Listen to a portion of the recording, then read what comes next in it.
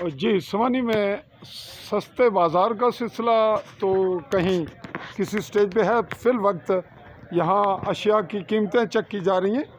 Market को मज़ाफ़ाती इलाके तक लेकर आए हैं इंतज़ामिया।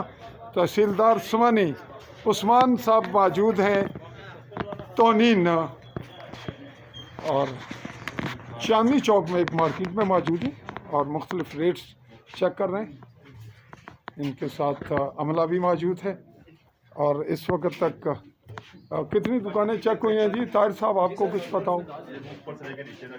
पूरी चांदनी चौक का पूरा बाजार चेक किया हुआ है?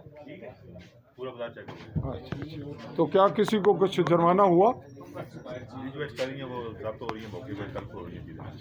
ठीक है जी। अस्सलाम वालेकुम जी तहसीलदार साहब, माशाल्लाह। चलें, बहुत टाइम है, आओ आगे जी। शॉप चेक हुई, बहुत से एक्सपायर चीज़ें यहाँ पे जब्त की गई हैं। मार्केट की चेकिंग का सिलसिला सस्ते बाजार ने खाली नाम सुनिया, लेकिन बाजार शायद को नहीं करिया भी सस्ता बाजार जा रहे नाम सुनिया वो वहाँ वासी को सस्ता बाजार बनाया गया, लेकिन कितना कोई नजर यार ना ही कोई जड़ी है, हर बंदे की अपनी मनमानी है। ओके।